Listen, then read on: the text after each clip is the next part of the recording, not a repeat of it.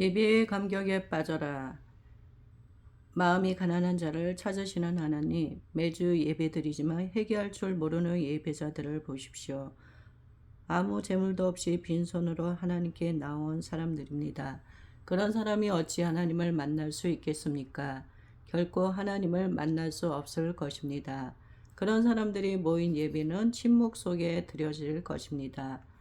그런 예배자들을 보고 눈물 흘리는 설교자도 없다면 어떻게 될까요? 그들은 아무 소용도 없는 일을 반복하는 것입니다. 하나님 없이 예배드리는 것입니다. 예수님은 팔복을 설교하시는 첫머리에서 이렇게 말씀하셨습니다. 심령이 가난한 자는 복이 있나니 천국이 그들의 것이며 애통하는 자에게는 위로를, 온유한 자에게는 땅을 주시지만 심령이 가난한 자에게는 천국 자체를 주십니다. 심령이 가난한 자는 원어적으로 파산 선고를 받은 사람의 마음이라는 뜻입니다. 스스로 자기를 구할 수 없기에 오직 하나님께만 희망을 두고 도움을 간구하는 마음을 가진 사람입니다. 예수님이 지상에 계시던 때를 생각해 보십시오. 의롭게 산다고 뽐내던 사람들은 천국을 소유하지 못했습니다. 종교 생활에 열심을 내던 사람들도 하나님 나라 바깥에 있었습니다. 오히려 하나님 나라는 죄인과 허물 많은 자들의 것이었습니다. 그들이 상한 마음으로 회개하였기 때문입니다. 그들이 하나님의 나라를 먼저 맛보았습니다. 하나님의 은혜를 경험하였습니다. 그 나라를 소유했습니다. 단지 죄인이었기 때문이 아니라 심령이 가난했기 때문입니다. 하나님 나라는 마음이 상한 자에게 주어집니다. 통회하는 자에게 주어집니다. 그가 그리스도의 의를 바랄 것이기 때문입니다. 하나님은 이런 마음으로 하나님을 찾는 사람들을 기뻐하십니다. 다윗은 이런 신앙의 이치를 온몸으로 경험하였습니다. 여호와는 마음이 상한 자를 가까이 하시고 중심으로 통회하는 자를 구원하시는도다. 의인은 고난이 많으나 여호와께서 그의 모든 고난에서 건지시는도다. 하나님을 향한 갈망이 없다면 빈손으로 예배당에 온 것입니다. 비록 헌금을 준비했을지라도 말입니다. 예배에 많은 사람들이 모여도 하나님을 배웁지 못할 것입니다. 상한 심령 없는 예배 생활을 계속하지 마십시오. 하나님의 뜻이 아닙니다. 그 은혜를 사모하십시오. 하나님과의 풍성한 교제 속으로 들어가길 갈망하십시오. 그러기를 갈망하지 않는 자신에 대해 상한 마음을 가지십시오. 영혼의 병든 상태에 대해 슬퍼하십시오. 그 상한 마음으로 통회에 이르십시오. 하나님만 의지하십시오. 그분만 사랑하십시오. 간절하고 열렬한 예배자가 되기를 갈망하십시오. 말씀에 마음을 기울이십시오. 진지해지십시오. 그런 마음으로 예배를 드려서 하나님을 만나십시오. 하나님은 마음이 가난한 자에게 말씀하십니다. 상한 심령을 가진 사람에게 당신을 보이십니다. 그 사람은 자기가 싫어지고 하나님이 그리워진 자이기 때문입니다. 그는 다른 어떤 것으로 위로받거나 만족할 수 없습니다. 오직 하나님과의 깊은 교제만을 타는 듯한 목마름으로 갈망합니다. 하나님의 말씀을 갈망합니다. 말씀만이 우리를 살릴 수 있습니다. 이 믿음은 예배 속에서 가장 잘 표현되어야 합니다. 상한 마음으로 하나님 만나기를 갈망하는 예배자가 되십시오. 그것이 하나님이 기뻐하시는 예배입니다. 시인은 상하고 통회하는 마음으로 참회의 기도를 드렸습니다. 비록 큰 죄를 지었으나 자신의 믿음을 고백합니다. 하나님께서 구하시는 제사는 상한 심령이라. 하나님이여 상하고 통회하는 마음을 주께서 멸시하지 아니하시리이다. 하나님은 범죄의 크기가 아니라 회개하지 않는 뻔뻔함에 진노하십니다. 범죄한 다윗에게 하나님이 원하시는 것이 무엇이었습니까? 그것은 제사가 아니었습니다. 번제도 아니었습니다. 원하시는 것은 상한 마음이었습니다. 통회하는 마음이었습니다. 죄를 회개하고 다시 하나님을 찾는 마음이었습니다. 하나님을 만나지도 못할 형식적인 예배 생활을 반복하지 마십시오. 영혼의 갈망을 회복하십시오. 많은 재물보다 용서와 은혜를 갈망하는 마음을 들이십시오. 예배 때마다 이러한 사모함으로 하나님 앞에 나아가십시오. 다윗이 큰 죄에도 불구하고 용서받고 하나님과의 교제를 회복하였습니다. 그는 회개를 통해 더욱 순결해졌습니다.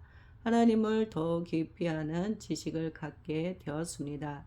형식적으로 예배를 드리는 우리에게 말씀하십니다. 내 아들아, 내 마음을 내게 달라. 우리의 심령은 불꽃처럼 드려져야 합니다. 어느 교회에서 있었던 일입니다.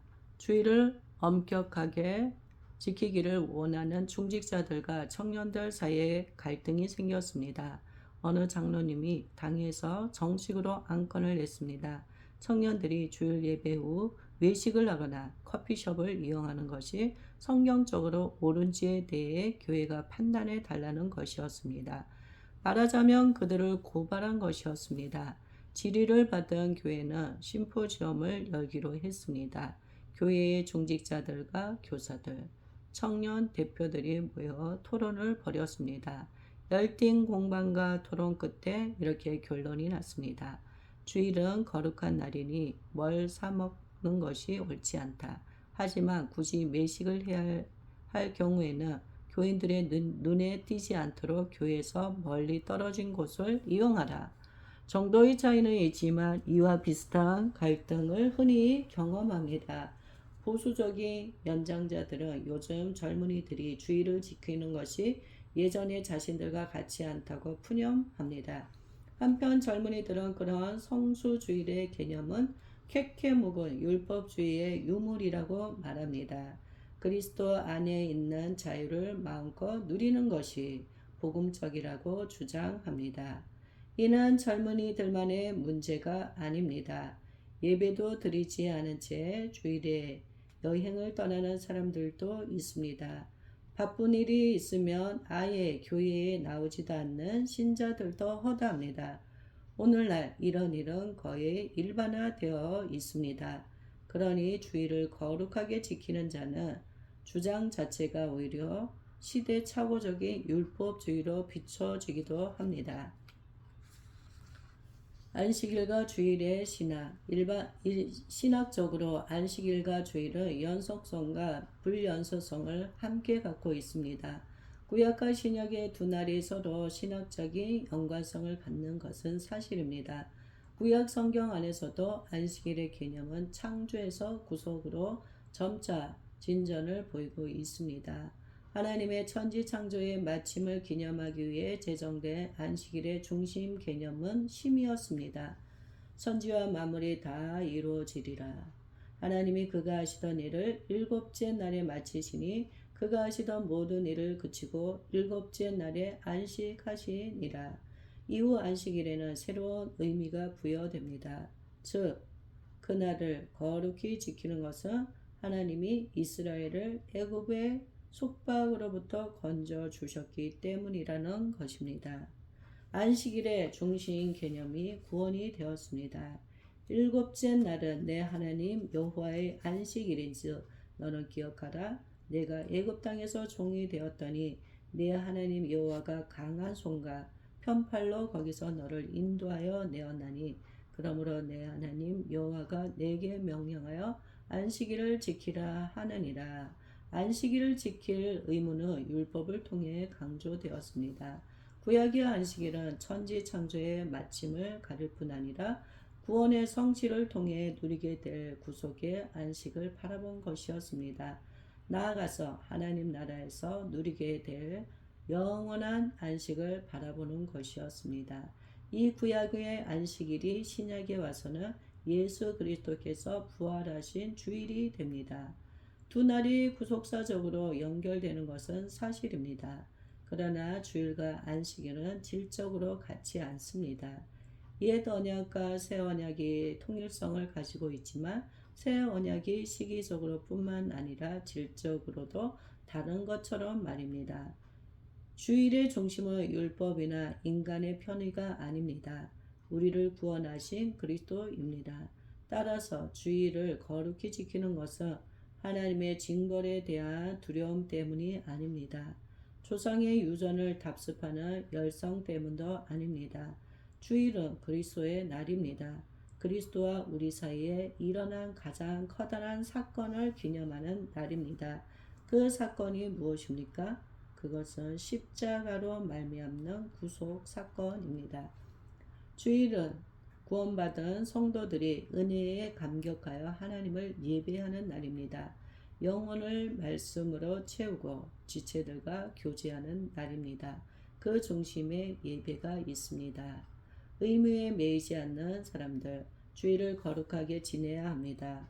형편이 어떠하든지 신앙의 상태가 어떠하든지 그렇게 해야 합니다. 그것은 신약의 의무입니다. 특히 하나님을 예배하는 일에 집중하고 경건하게 보내야 합니다. 그러나 요즘 이러한 의무는 현저히 무시되고 있습니다. 성경의 가르침에 크게 상관하지 않습니다. 자기 편의대로 살려고 합니다. 이러한 상황에서 어떻게 하면 주의를 거룩히 지키게 할 수 있을까요? 아무리 심포지엄을 열고 목소리를 높여도 신자들은 아랑곳하지 않습니다.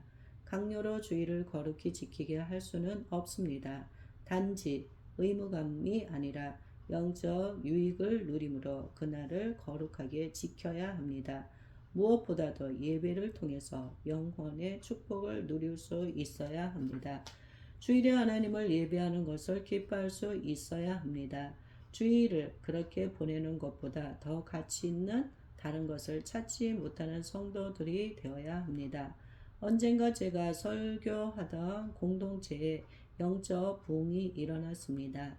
예배 시간에 하나님이 지체들을 특별히 만져주셨습니다. 그 후에 나타난 가장 뚜렷한 변화는 예배 태도였습니다. 예배가 시작되기에 1시간 전부터 예배당에 모이기 시작하였습니다. 두 가지 이유 때문이었습니다. 예배에 은혜 주시기를 기도하기 위함이었고 앞자리에서 예배 드리기 위함이었습니다. 예배 중에는 성령이 함께 하셨습니다. 거듭나지 못한 영혼들은 복된 회심에 이르렀고 회개하는 심령들은 어루만져졌습니다. 하나님의 사랑과 위로의 손길이 있었습니다. 매주 2시간 가까이 예배를 드렸습니다. 아주 소수의 지체들을 제외하고는 대부분 집중하여 설교를 들었습니다. 예배가 끝난 후에는 바닥에 엎드려 기도하거나 옆에 있는 지체의 어깨에 기대어 우는 지체들이 있었습니다.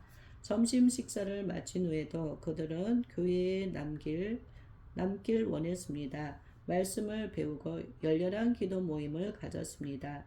예배에 나오지 않은 지체들을 신방하였습니다. 그것은 주의를 지키지 않으면 벌을 받을지도 모른다는 두려움 때문이 아니었습니다. 누군가의 강요 때문이 아니었습니다. 하나님의 집에서 맛보는 영혼의 기쁨 때문이었습니다. 저는 확신합니다. 목회자와 교인들이 마음을 다하여 간절히 기도하며 지금과는 달리 주의를 거룩하게 지킬 수 있을 것이라고 말합니다. 온 교회가 한마음이 되어 보십시오. 하나님과의 만남이 있는 예배가 되게 해달라고 부르짖어 보십시오. 주일이 거룩한 날임을 예배자들이 알게 해달라고 기도해 보십시오.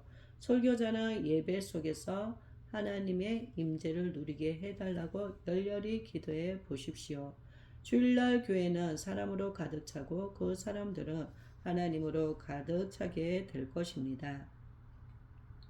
이스라엘이 하나님 사랑에서 떠났던 때를 생각해 보십시오. 그때도 엄격하게 율법을 지켰습니다. 절기를 준수하고 성회로 모였습니다. 그러나 하나님은 그런 이스라엘이 드리는 제사를 기뻐하지 않으셨습니다. 삶이 없는 예배였기 때문입니다. 이스라엘 백성들의 삶 겉으로는 경건한 듯하였으나 마음은 하나님께로부터 멀어졌습니다. 형식은 있었으나 참된 경외심은 잃어버렸습니다.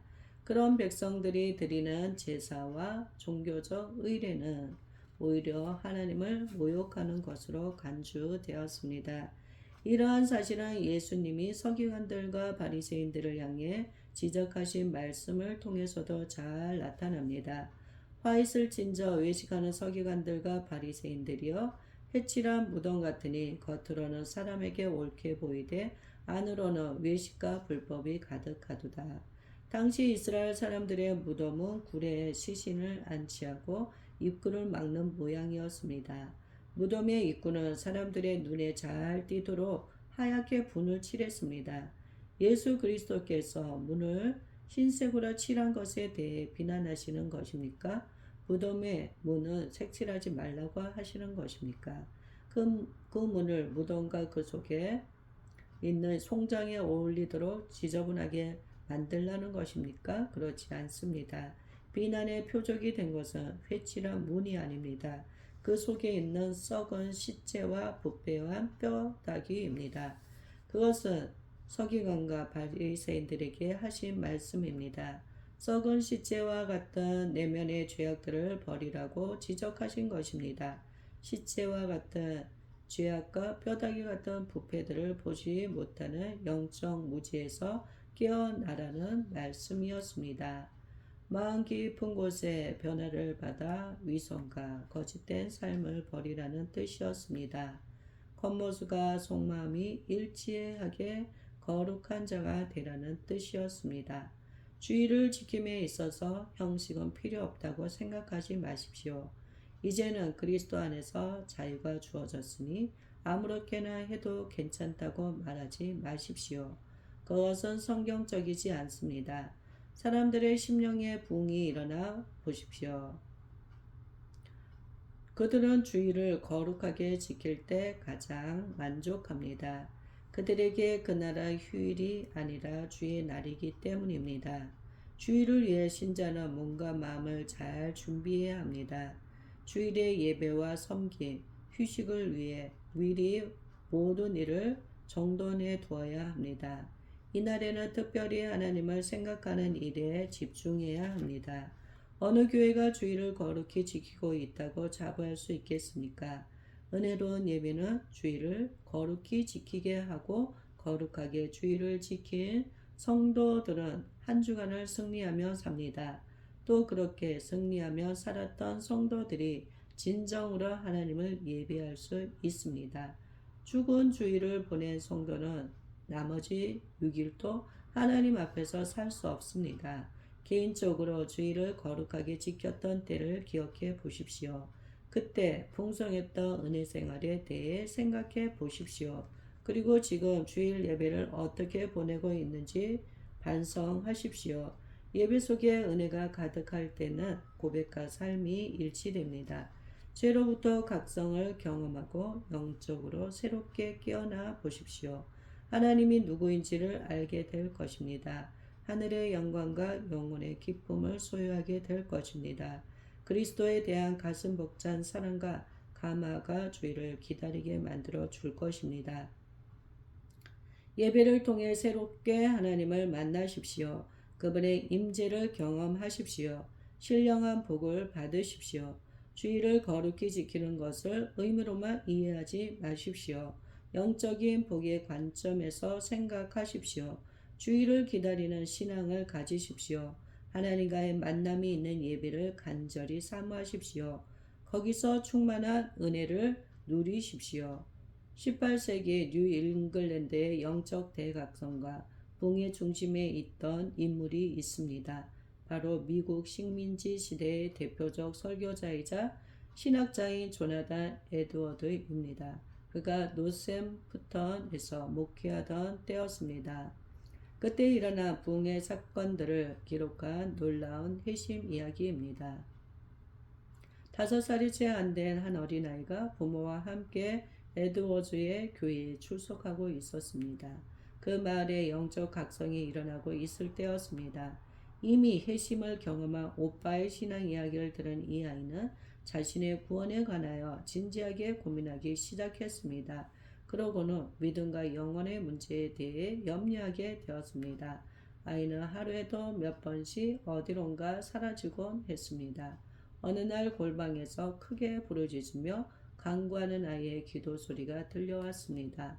아이가 격하게 울면서 기도한 내용은 자기를 구원해 달라는 것이었습니다. 기도를 끝내고 그 아이는 엄마에게 하나님이 만나 주신 것과 죄를 용서하시고 구원해 주신 것을 간증하였습니다. 회심 이후로 아이는 두 가지 점에서 뚜렷하게 달라졌습니다. 하나는 친구들에게 열심히 신앙에 대하여 이야기하는 것이었고 또 하나는 하늘을 기다리는 것이었습니다. 아이는 주일이 되기 전부터 종종 이렇게 물었습니다. 엄마, 몇 밤을 자면 주일이야? 엄마가 그에게 되물었습니다. 왜 그렇게 교회 가는 것이 좋으니? 아이는 대답했습니다. 그날은 에드워즈 목사님의 설교를 듣는 날이기 때문이에요. 엄밀히 말해서 주일을 거룩하게 지키지 못하게 하는 요인은 교회 바깥보다 교회 안에 있습니다. 초대교회의 성도들과 종교개혁 시기를 생각해 보십시오. 어둠에서 깨어난 성도들이 제일 먼저 누렸던 은혜는 예배였습니다. 복음의 말씀이었습니다. 그들은 한 마음으로 드리는 참된 예배 속에서 하나님이 얼마나 위대하신 분이신지를 깨달았습니다. 우리에게 시급한 일이 있습니까? 침묵 이상의 예배를 드려야 합니다. 하나님의 임재가 있는 예배를 드려야 합니다. 그러면 주일을 더욱 거룩하게 지킬 수 있을 것입니다. 성도들은 그날을 그리워할 것입니다. 주일에 맛보는 은혜를 기다릴 것입니다. 주일에 하나님을 예배하는 것을 영광스러운 특권으로 생각할 것입니다. 예배당은 하나님의 영광으로 가득 차고 사람들은 모두 엎드려 하나님을 경배할 것입니다. 마른 땅에서 갈라진 그리스도인들의 마음속에 붕이 일어나야 합니다. 은혜의 강물이 다시 흘러야 합니다. 주일이 얼마나 거룩한 날인지를 알게 되어야 합니다. 그날에 온 성도들이 모여 예배드리는 것이 얼마나 영광스러운 특권인지를 깨달아야 합니다. 그런 거룩한 주일이 그립습니다. 예배당은 성도들로 가득 차고 성도들은 하나님의 은혜에 감격하는 교회가 그립습니다. 교회 여기저기서 들려오는 벅찬 찬송 소리와 부르짖는 기도 소리가 그립습니다. 성도들의 눈물이 있는 기도와 기쁨으로 가득 찬 교제가 가슴 시리도록 그립습니다. 저는 그렇게 기쁘고 영광스러운 날이 다시 오기를 기도합니다. 그 소망을 가지고 살아갑니다. 마치 시인의 노래처럼 말입니다. 여호와께서 시온의 포로를 돌려보내실 때 우리는 꿈꾸는 것 같았도다. 그때 우리 입에는 웃음이 가득하고 우리 혀에는 찬양이 찼었도다. 그때 문나라 가운데서 말하기를 여호와께서 그들을 위하여 큰 일을 행하셨다 하였도다. 불꽃처럼 드려지는 예배로 주일은 거룩하게 지켜집니다.